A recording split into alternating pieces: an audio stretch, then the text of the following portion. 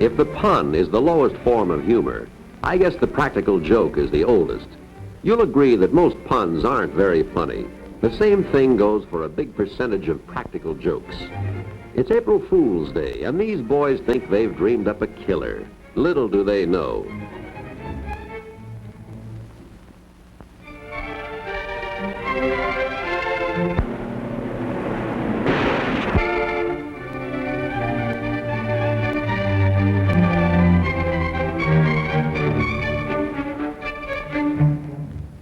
Yeah, a real killer. Very funny practical joke.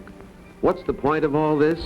The point is the handcuffs are just as tight and jail doors just as hard to open, whether you do something deliberately or whether you didn't mean to. Once you've been booked, printed, and your record is in the police files, statistically speaking, you're a member of that great brotherhood and sisterhood, the juvenile delinquents. Good intentions aren't enough. Good sense is a lot more useful. Yeah, but isn't there a difference between having a little fun and being bad? Everybody wants some fun once in a while. Well, sure he does, but there's a difference between good fun and being stupid and careless, or smart aleck and ignoring other people's right to enjoy life, too. For instance, take a look at these three. They don't really need anything the owner of the store has for sale, but did you say something about having a little fun?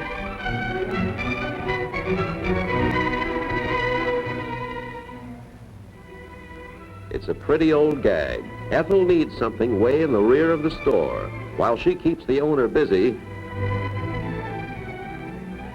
the boys steal what they want. That isn't really stealing. It isn't? No. Sometime or other, every kid wants to swipe something, just for the kick of it. You know, probably something you don't even need. Oh, then that makes it all right, eh? It's only stealing when you take something you need. Well, you see, the owner doesn't know they don't really need what they took. He thinks they stole it. And since he paid money for his merchandise, he wants it back. And he wants somebody punished.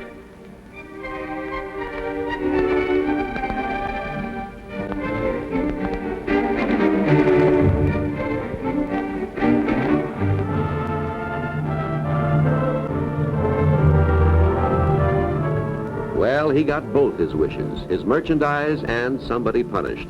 And Hank, Al, and Ethel got something too. Brand new police records.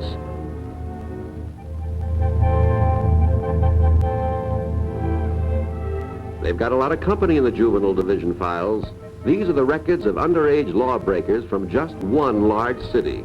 you're talking about these kids as if they were criminals. Well, what is a criminal? Somebody who breaks the law. If he does it often enough, he's a habitual criminal.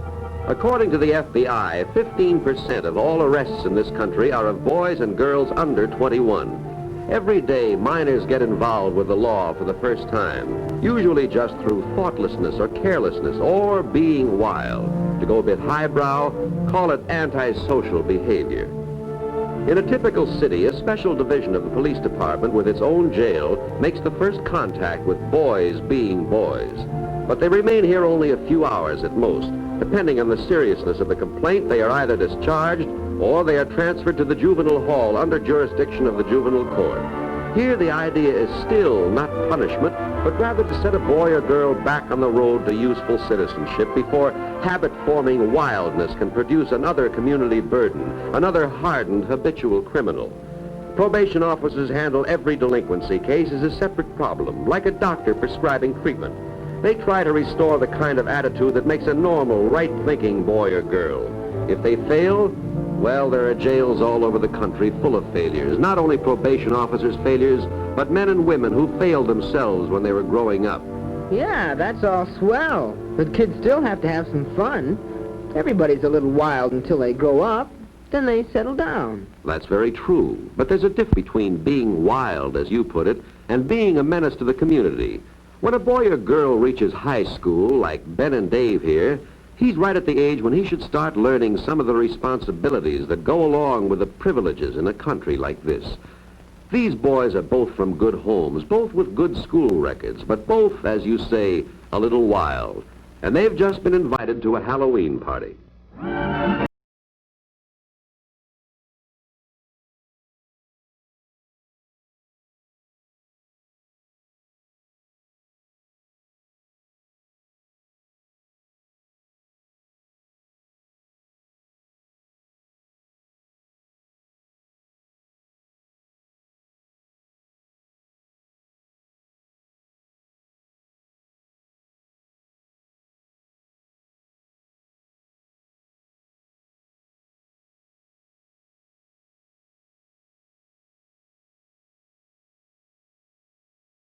Old stale trick, and there isn't enough excitement in it.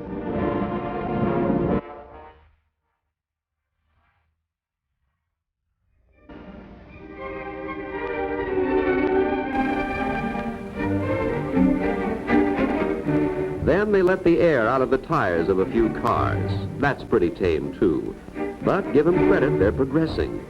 The trouble is, everything they get away with makes Ben and Dave that much bolder. Now they want to do something really good. And remember, they're just a little wild. Ben notices something about the car. Actually, the owner broke the law. He left the keys in the car. It really isn't up to Ben and Dave to teach him a lesson, but if they decide to do it, it'll teach him a real one. Do what? Why, steal his car. So it's happened. This isn't small change stuff anymore. They've graduated into the big leagues, as the police say, grand theft auto. Of course, they're thinking to themselves, it isn't really stealing, they just borrowed a car. They intend to bring it back to where they found it. It's just a Halloween joke.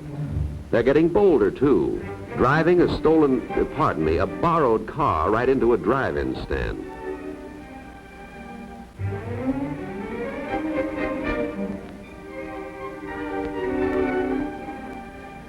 Ben's new idea was that they wouldn't have to pay, that even if the car hop took the license number, it would be traced not to Ben and Dave, but to the owner of the car. Another joke. Well, Ben and Dave don't know it yet, but their little joke is about over.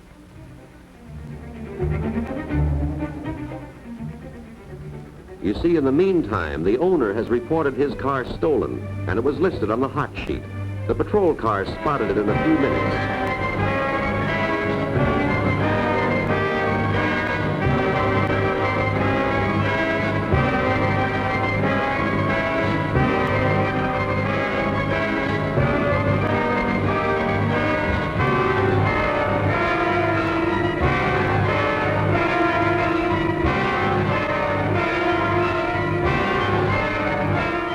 When Ben and Dave spied the police car, they knew they were really in a spot. They knew they only borrowed the car, but the owner didn't, and the police didn't. So they've made another mistake, trying to get away instead of surrendering. Now, as far as the police are concerned, they could be dangerous criminals, and the officers will take any measures necessary to get them.